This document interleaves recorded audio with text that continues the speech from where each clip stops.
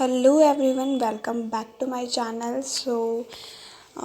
आई know कि ये बहुत ज़्यादा लेट वीडियो बना रही हूँ, बट जैसे कि मैं सैटरडे को एग्ज़ाम देकर आई थी, तो मेरा एग्ज़ाम थर्ड शिफ्ट था और मेरे एग्ज़ाम सेंटर है ना 1 घंटा लेट कर दिया था एग्ज़ाम देने में। मतलब एग्ज़ाम हम 2 बजे हमारी एंट्री हुई थी गेट के अंदर। इनफैक्ट 1 बजे ही स्टार्ट हो जानी चाहिए थी। इस वजह से उस दिन तो मुझे टाइम मिला ही नहीं अपलोड करने का, क्योंकि घर पर भी मैं लेट पहुंची थी और उसके अगले दिन भी मैं कहीं चली गई थी। इस वजह से मुझे मिला नहीं time. So sorry for the uploading video late. So start करते इस वीडियो में मैं अपने अटैम्प्ट्स बताने वाली हूँ और कैसा पेपर रहा था ओवरऑल मैं बताने वाली हूँ। सो अगर हम SBI PU की प्री का, आप लोगों को पता है मेरा जो एग्ज़ाम था वो थर्ड शिफ्ट में था। इंग्लिश RC आया था और सेंटेंस रीअरेंजमेंट आया था, क्लोज टेस्ट आए थे, फिलर्स, ये सब जो भी लिखा हुआ है ना वो सब आए थे। एकदम सही है ये। यहाँ पर मैंने इंग्लिश में जो अटैम्प्ट किए हैं वो 28 मेरे इंग्लिश में अटैम्प्ट्स थे। और अब कितने सही गए हैं कितने गलत ये मुझे नहीं पता है।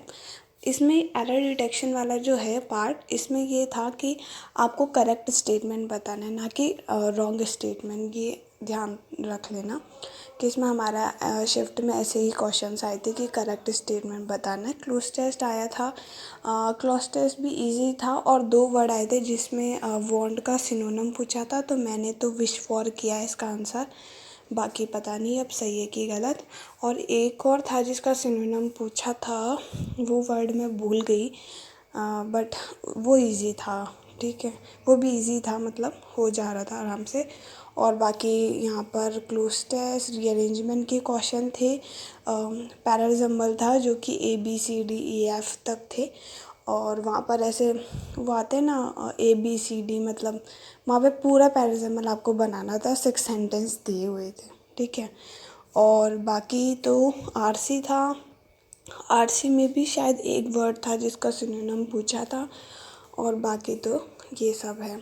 ठीक है, तो ये सब भी था इंग्लिश में। मेरे टोटल अटैम्प्ट 28 है। अब 5-6 तो मेरे हर बार गलत ही जाते हैं, बाकी देखते हैं क्या होता है। क्वांट में मेरे काफ़ी कम अटैम्प्ट रहे, क्योंकि मैं ना कैलकुलेट मैंने नहीं करी थी और टेबल DI करी थी और डबल पाई चार्ट भी किया था। नंबर सीरीज़ भी करी थी। मेरे टोटल अटैम्प्ट्स इसमें 17 ही हो पाए, क्योंकि मुझे टाइम लग गया और यहाँ पे DI करने में मुझे काफ़ी टाइम लग गया, कार स्कूटर वाले में, क्योंकि कार बनाने गई कभी स्कूटर का डेटा पिक कर लिया, तो इस वजह से थोड़ा सा मैंने यहाँ पे बीच में कर लिया। और बीच में ही क्वांट का सेक्शन अटैम्प्ट करते वक्त लोग वहाँ पर सेंटर पर साइन करवाने आ गए, क्योंकि लेट हो गया था सब कुछ, तो वहाँ पर लोगों के रजिस्ट्रेशन ही नहीं हो पाए थे सब बच्चों के। और फिर बाद में वो बीच में आ रहे थे साइन करवाने, तो इस वजह से पूरा डिस्ट्रैक्ट हो गया था इसमें। तो इसमें मेरे सिर्फ 17 ही अटैम्प्ट हो पाए। मुझे ऐसा लगता है कि इसमें शायद मैं और बेटर कर सकती थी। ठीक है, बट अब हो गया जो हो गया। अब बात आती है रीज़निंग की। तो रीज़निंग में मेरा अच्छा गया, क्योंकि मैंने देखा कि मेरा क्वांट में अच्छा है, तो मैंने डिसाइड कर लिया था कि अब तो पूरा मुझे रीज़निंग में ही करना है। ठीक है, तो रीज़निंग में जो मेरे अटैम्प्ट्स है वो 29 है और 29 मेरे रीज़निंग में अटैम्प्ट्स थे। इसमें मैंने सिर्फ एक क्वेश्चन छोड़ा है जिसका वर्ड वाला, जिसमें हमें ना वर्ड करना है, मिसलेनियस में था वो क्वेश्चन। और उसमें जो वर्ड बन रहा था ना वो DAWN, इसका हमें मीनिंगफुल वर्ड बनाना था। मैंने ये छोड़ दिया, मैं बना सकती थी, मेरे पास 1 मिनट बचा था लास्ट में इनफैक्ट, बट क्या है ना मुझे समझ नहीं आ रहा था कि कोई और वर्ड तो नहीं बन रहा, इसलिए मैं नेगेटिव नहीं करना चाहती थी, इसलिए मैंने ये टिक नहीं किया। बाकी मेरी पज़ल सारी बन गई थी और इसमें मैंने कुछ, क्योंकि मेरे पास टाइम था, तो मैंने पज़ल्स के आंसर भी लिख लिए हैं कुछ। तो एक पज़ल का आंसर जो कि नॉर्थ साउथ वाली थी ना, जिसमें ये वाला नॉर्थ ज़्यादा देख रहे हैं और ए नॉर्थ देख रहा था, इसमें ये ऐसा था ये। तो इसका आंसर जो मेरे बन रहा था वो EFCHA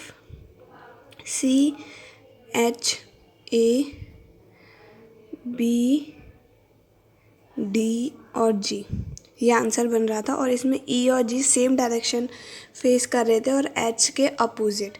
और ए जो है वो नॉर्थ देख रहा था, ई भी नॉर्थ देख रहा था और जी भी नॉर्थ देख रहा था। बाकी तो मुझे इतना याद नहीं है, बट ऐसा ही था। और नॉर्थ वाले पर्सन ज़्यादा थे। तो एक पजल का आंसर तो ये था।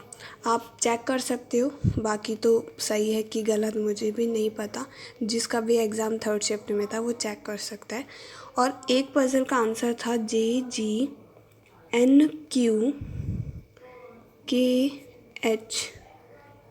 ये कौन से वाली पजल का आंसर है? ये वाली जो पजल थी वो मेरे हिसाब से वेरिएबल वाली थी। अब मुझे इतना तो याद नहीं है, क्योंकि बस इतना पता है कि वेरिएबल वाली थी। फ्लैट फुल वाली तो नहीं थी। बॉक्स बेस पजल वाली हो सकती है, पर यहाँ पर 7 है तो 3 4 5, हाँ तो 7% से इसमें बॉक्स बेस वाली पजल ही थी ये। तो आप इसका आंसर भी चेक कर सकते हो। ठीक है, तो टोटल मेरे जो अटैम्प्ट थे वो 29 है। वैसे मैं 30 भी कर सकती थी, बट वो मीनिंगफुल वाला वर्ड था तो मैं रॉन्ग नहीं करना चाहती थी। और इनइक्वालिटी भी इजी थे। ठीक है, so this is all of the video. And मेरे टोटल अटैम्प्ट्स हैं वो 74 हैं। ठीक है, 28 इंग्लिश में, 17 क्वांट में एंड 29 रीजनिंग में। तो रीजनिंग और क्वांट में तो मेरी एक्यूरेसी हमेशा सही रहती है, बाय चांस ही अगर कोई गलत हो जाए तो। और बाकी क्वांट में ना वो इंग्लिश में कुछ मेरे गलत जा सकते हैं, क्योंकि मैं मॉक टेस्ट भी देती हूँ तो 4-5 तो हम ना चाहते हुए भी मतलब गलत चले ही जाते हैं। तो बट फिर भी मैं प्रिपेयर करूँगी मेंस के लिए, क्योंकि IBPS PO के लिए मैं अच्छे से प्रिपेयर करूँगी, क्योंकि उसमें वैकेंसीज भी ज़्यादा है और मेंस के लिए भी हमें तो प्रिपेयर करना ही है वैसे भी। तो इस बार मैं करने वाली हूँ। डिस्क्रिप्टिव भी साथ में इस बार लेके चलूँगी। पिछली बार मैंने डिस्क्रिप्टिव नहीं किया था, तो इस वजह से बहुत ज़्यादा प्रॉब्लम हुई थी।